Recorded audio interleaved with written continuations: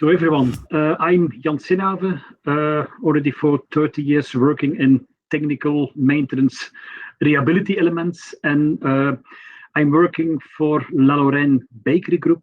We are one of the bigger industrial bakeries making fantastic products, and there I'm responsible for technical services and health and safety.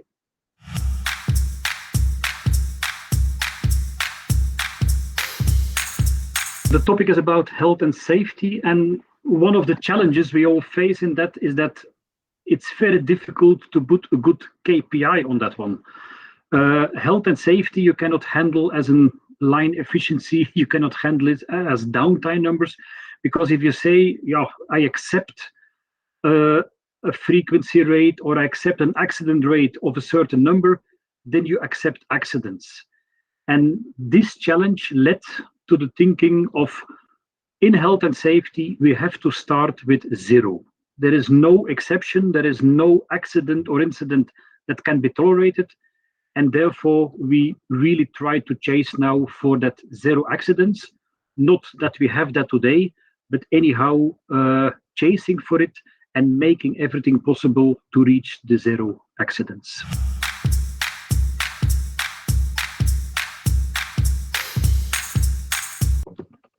There is, of course, a plan for that. Otherwise, we would just have a dream, and that's also nice to have. But the plan behind is that every accident, every incident that happens always starts with a person maybe not judging right, a person doing something that was not aware of what was maybe to happen. So if we want to solve that problem, if we want to really come to the zero accidents, we have to bring the way that people think. We will have to help the people to think in another way, and all the program is set up in that way. So the whole organization, and it's not something for one department or one person, but the whole organization has to make it possible for that individual, and it can be whatever individual, to think about safety, to understand safety, to understand the risks. And the better everyone understands the risks, the less incidents and accidents will happen. There is a following order. You start, of course, from the top with a leadership commitment. And the first step in that commitment is that we now started to measure. The measurement is an assessment. So we do a full assessment of the organization. We do an assessment of what people are doing today, of behavior. And in the assessment, we try to understand what the current status of the site of the place is. And then we build the elements on that one. Better leadership commitment, more clear principles, more clear rules and goals.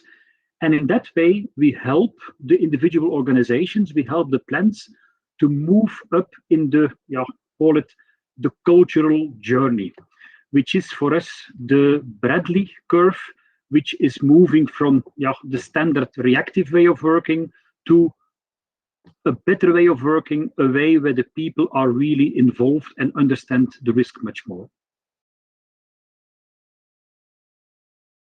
Very challenging because it's so, everyone has to be involved. You cannot leave people behind. You cannot say, okay, nice to hear, and I don't participate in that one. The only way that it can succeed is that every person in the organization is indeed involved, and it's using some basic frameworks. So we have, luckily, everyone has a kind of a standard way of looking to safety. No one will do something on purpose. No one will really do a very unsafe action just because of the fun of it. That is not happening. So we start from that personal commitment and personal involvement. And then by building up in a first instance, rules, clear expectations, clear risk view on the basic elements, we bring people more into the mindset of following that, of really following the rules and making sure that on those elements, nothing really happens. This is not enough, because that's only the starting point. You still will have incidents, you still will have accidents, and then we have to bring the next level to the heart of the people, to the minds of the people. And the only way to do that is to have a very frequent dialogue with the people. So almost every day, people should be exposed to a discussion on safety, a thinking on safety, a dialogue on safety. And in that way, they will move and be moved also into the direction of having a mindset of thinking first, a mindset of risk understanding. And then people will start to be curious and they will ask for more information. Of course, this information will have to be provided. We have to train the people in risk awareness. We have to train the people in risk assessment. And the moment that we can say we reach the point what we want to reach, Erwin, is when we see people helping each other in that behavior. It's not anymore in the person itself. And the last part is really where people are acting in a team. And if someone is maybe missing the ball a little bit, or if someone is taking a risk which maybe is not understood at that moment, that then the colleagues and the people around immediately jump in and help each other to not accept any of these risks.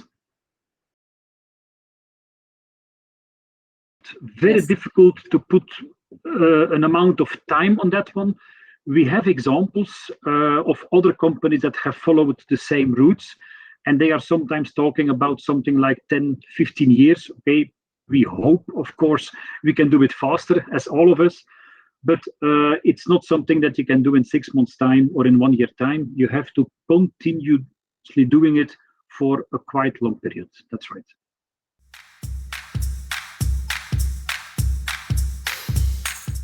Although we sometimes do not believe it, but it is possible to have a commitment for 0 accidents. And there is a method for that. The method is following the Bradley curve, following the elements on that one. And then at a certain moment, you will see that people will act on themselves, that people will understand the risks, and that at that moment, incidents and accidents could really be at a 0 level.